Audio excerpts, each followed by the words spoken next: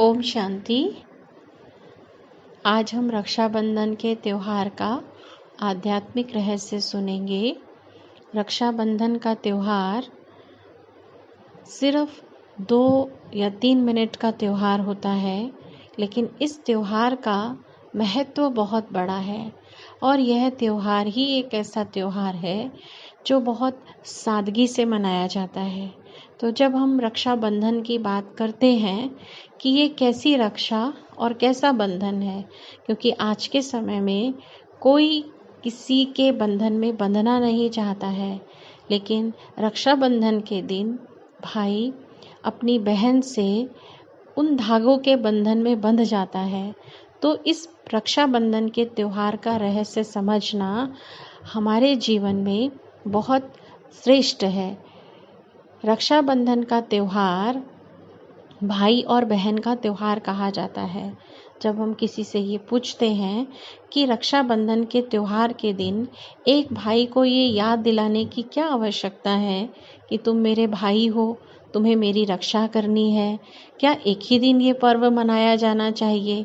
वैसे तो रक्षा करना भाइयों का कर्तव्य है ही। अगर कोई बहन भाई को रक्षा सूत्र ना भी बांधे तो भी भाई का कर्तव्य तो है ही अपनी बहन की रक्षा करने का। लेकिन आज हम इस त्योहार के महत्व को भूल गए हैं। अगर हम कहें कि वास्तव में ये भाई और बहन का पर्व है और भाई अपनी बहन की रक्षा के लिए बंध जाता है, तो ऐसा लगता है कि जो हमारा भारतीय समाज, जो हमारी सनातन संस्कृति इतनी समृद्ध रही है, तो उसके बारे में आज हमारे मन में कई प्रकार के प्रश्न उठ सकते हैं। वास्तविकता ये है कि हमारा पहले का समाज इतना सुदृढ़ था, इतना संपन्न था, इतना समृद्ध था कि किसी बहन को भाई के रक्षा की आवश्यकता ही नहीं होती थी। तो इसका हम आज थोड़ा सा रहस्य समझेंगे कि इस त्योहार का रहस्य क्या है। ये त्योहार भाई और बहन के संबंध से क्यों जुड़ा हुआ है? वैसे भी पूरे जीवन काल में देखें तो बहन को भाई के रक्षा की आवश्यकता कब पड़ती है? जब उसके जीवन में उसके पिता, उसके पति और उसके पुत्र ना रहें। देखा जाता है कि जब एक कन्या अपने पिता के संरक्षण में है तो उस समय उसकी रक्षा की जिम्मेवारी उसके पिता की है। वही कन्या जब विवाहित होती है तो उसकी रक्षा की जिम्मेवारी उसके पति की होती है। और जब वो कन्या या वो स्त्री वृद्धावस्था में है तो उस समय उसका पुत्र उसकी रक्षा करता है। जब इन तीनों में से कोई ना हो तब उसे भाई की शरण में जाना पड़ता है। लेकिन आज की स्थिति ऐसी है कि भाई की शरण में कोई मुश्किल ही जाता होगा, क्योंकि सब अपने आप को सक्षम या अपने आप को अपने पैरों पर खड़ा होना ज़्यादा पसंद करते हैं। तो फिर ये त्योहार भाई बहन का त्योहार कैसे हुआ? तो हम इस त्योहार के पीछे छिपे हुए भाव को समझेंगे।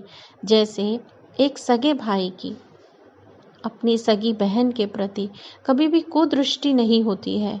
वो अपनी बहन को बहुत ही पवित्र दृष्टि से देखता है। तो वही भाव अगर रक्षाबंधन के दिन सभी भाई अपने मन में धारण कर लें तो हम समझते हैं कि समाज में जो आज जितने गंदे काम हो रहे हैं या जितनी कुवृत्तियां फैल रही हैं, इन सब कुवृत्तियों का नाश हो जाएगा। तो रक्षाबंधन का त्योहार वास्तव में पवित्रता से संबंध रखता है कि जिस प्रकार एक सगे भाई की अपनी सगी बहन के प्रति बड़ी शुद्ध दृष्टि रहती है, पवित्र दृष्टि रहती है, तो सारे समाज में आज अगर यही भाव फैल जाए तो हमें लगता है बहुत सारी बुराइयां, समस्याएं समाप्त हो सकती हैं। तो जब हम रक्षाबंधन का त्योहार मनाएं तो ये बहनें अपने भाइयों से संकल्प जरूर ले लें कि भाई जिस पवित्र दृष्टि से तू मुझे देखता है उसी पवित्र दृष्टि से इस संसार की सभी बहनों को देखना। तो बहुत सारे झमेले, समस्याएं मिट जाएंगी। दूसरा, रक्षाबंधन के दिन तिलक लगाया जाता है। बहनें बड़े प्यार से भाइयों के मस्तक में तिलक लगाती हैं। वास्तव में तिलक आत्मिक स्मृति का सूचक है। आत्मा भ्रकुटी में रहती है और जब हम अपने आत्म स्वरूप में रहेंगे, सभी को आत्म भाव में देखेंगे, इस शरीर रूपी कपड़े को समझेंगे कि ये तो हमने वस्त्र धारण किया हुआ है, या इस कर्म क्षेत्र पर कर्म करने के लिए हमने ये एक ड्रेस पहना हुआ है, तो हमारे मन के भाव बहुत शुद्ध होंगे।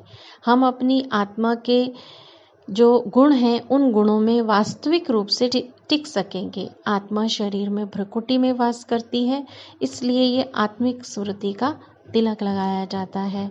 उसके साथ साथ मुख भी मीठा किया जाता है।